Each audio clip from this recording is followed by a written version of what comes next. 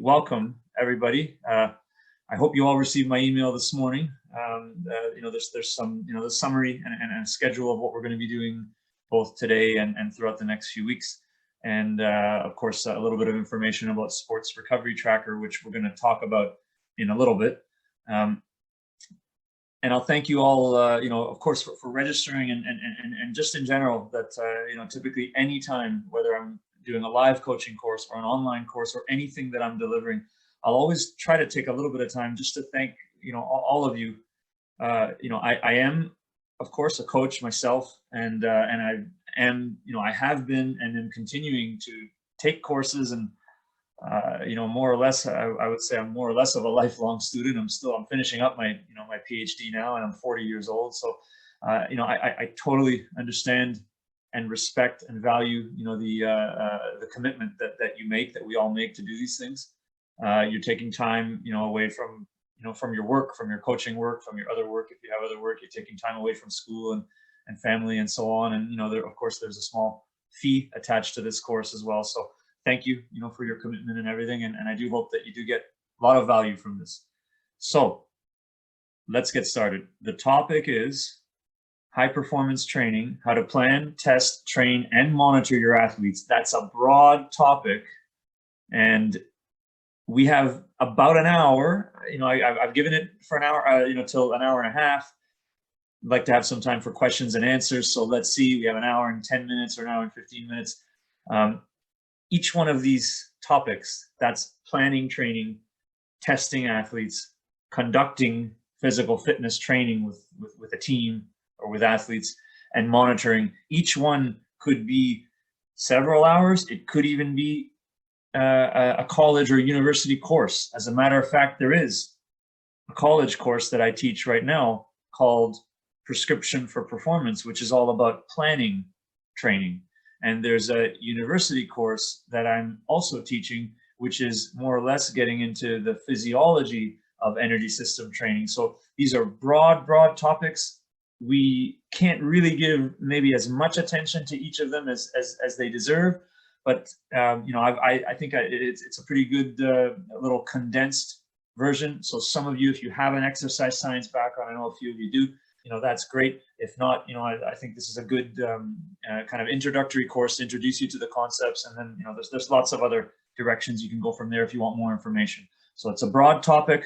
I'm giving you more or less the most important things, what you need to know as a coach in order to, to do these things to the best of your ability to optimize the training and testing and overall physical program that you deliver to your players. Okay, so the outline for today, we're going to start by talking about periodization, and really that revolves around this concept of training load and being able to plan training load in order to optimize performance. So that's part one. Part two is about fitness assessments. We're going to discuss, a little bit these concepts of validity, reliability, and reproducibility, why they're so important, and why you need to look into selecting fitness test protocols or fitness assessment protocols that meet those criteria, or you probably shouldn't do them.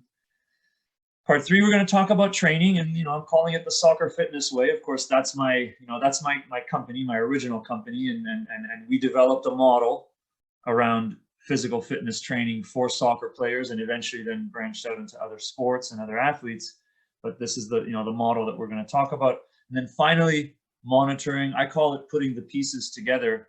And hopefully we'll get a good idea as to specifically why monitoring is so important. And I'll hint at it, but I think maybe monitoring is probably one of the missing pieces with regards to the work that you do as a coach or as a fitness coach. And I'm gonna just stop there because that's one concept. And I want to ask you, what do you think? Maybe you've seen some stuff that I've put out there before, or other people have said, but we're all, we're all coaches here. Okay, so I'm going to ask, and anyone, and please, for this, unmute yourself. I'd like you to, if you can, speak, and if not, you can use the chat, of course, if you don't want to. But I'd like to see if you're comfortable, you can speak.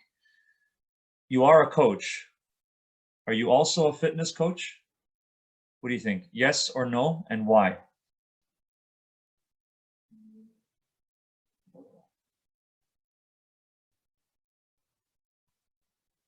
Anybody? Don't be shy. Okay, someone's in the chat there.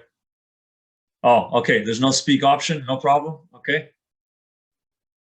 So tell me in the chat then, John Michael. Are you also a fitness coach if you're a coach? Okay. Of course. Gyro says yes. All right. And I see a few others. Okay, so that's good. So the way we need to think about this as coaches, and again, I've maybe put some stuff out there that maybe you've seen before. Okay, but the idea is that if you're a coach working with a team, unless you are in a professional club, national team, possibly some university environments, but not really all the time anyway, even in university. And I can say honestly, sometimes not even in the professional game do you have this.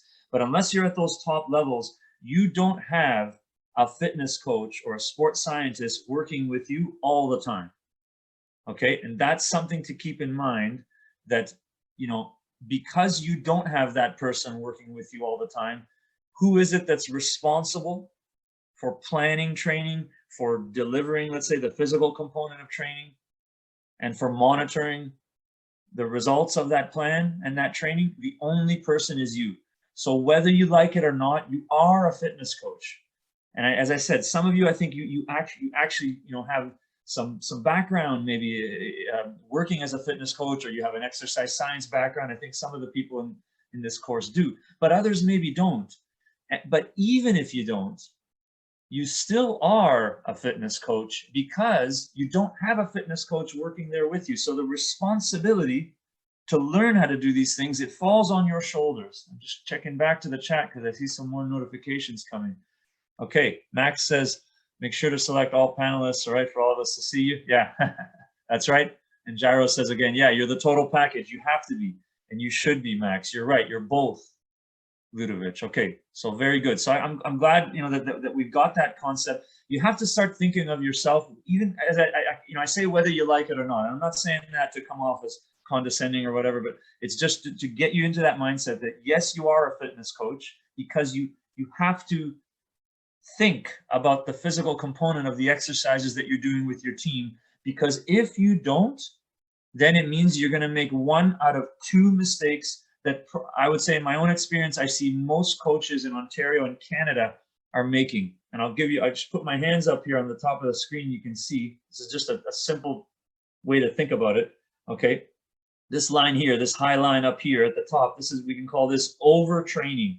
That's where the training load you give to your players is too high.